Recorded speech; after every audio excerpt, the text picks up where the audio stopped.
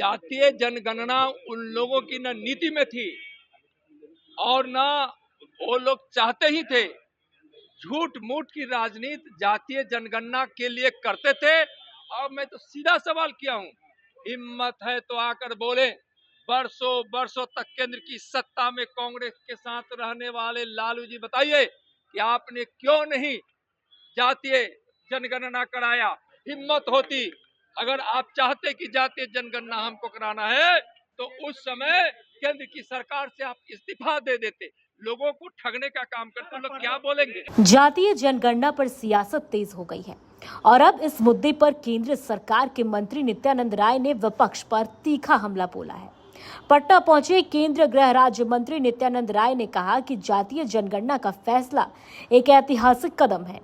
इससे विकास की धारा अब उन लोगों तक पहुंचेगी जिन्हें दशकों से नजरअंदाज किया गया।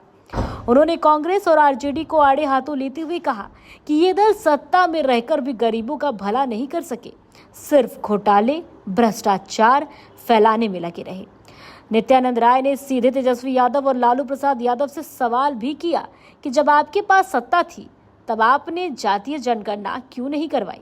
गृह मंत्री जी बोले हैं कि चुन चुन कर जवाब दिया जाएगा तो दिया जाएगा। और माननीय प्रधानमंत्री जी तो इसी बिहार की धरती मधुबनी से उन्होंने दुनिया को संदेश दे दिया था कि हम आतंकवादियों को और आतंकवादियों के आकाओं को हम छोड़ेंगे नहीं। और क्या पूछ रहे थे? जातीय जनगणना को लेकर क्या कहिएगा सर? आरजेडी कह रही है कि हम लोगों का एजेंडा पिक्चर अभी बाकी है। प्रधानमंत्री माननीय नरेंद्र मोदी जी के नेतृत्व वाली केंद्र सरकार ने निर्णय लिया है कि आगे की जनगणना में जातीय जनगणना होगी। और यह निर्णय बहुत ऐतिहासिक निर्णय है। यह ऐसा निर्णय है जिस तक विकास पहुंचना चाहिए था वहां तक विकास पहुंचाने का बड़ा आधार होगा। यह सामाजिक न्याय का सबसे बड़ा आधार होगा। अब तक कांग्रेस हो या आरजेडी हो, जातीय जनगणना पर सिर्फ राजनीति करती रही है।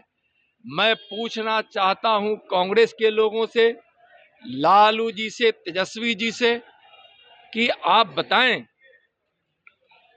कि जब आप कांग्रेस के साथ केंद्र में बरसों बरसों तक सत्ता में रहे तो फिर उस समय भी जातीय जनगणना नहीं हुई और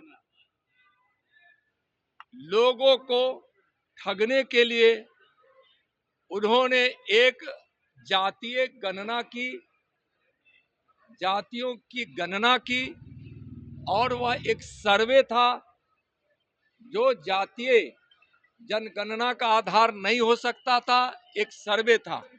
और वह सर्वे भी कांग्रेस और आरजेडी की सरकार प्रकाशित नहीं कर सकी।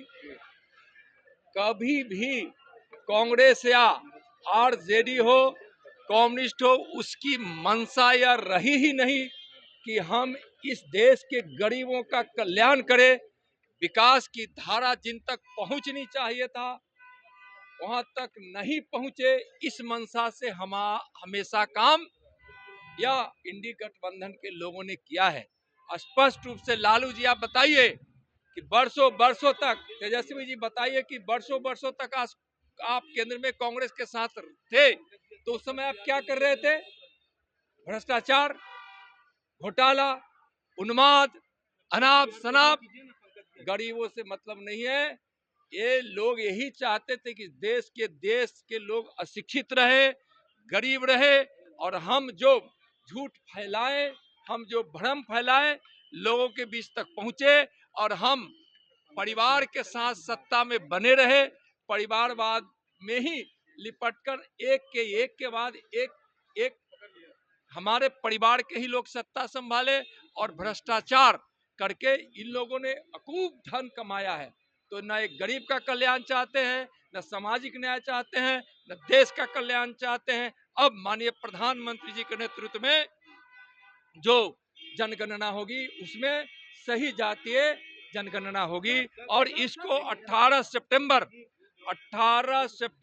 2024 को ही माननीय गृह मंत्री श्री अमित शाह जी ने कहा था कि जब सरकार केंद्र की जनगणना के संबंध में जब आगे घोषणा करेगी उस समय यह स्थिति स्पष्ट हो जाएगी। लालू यादव ने ट्वीट किया है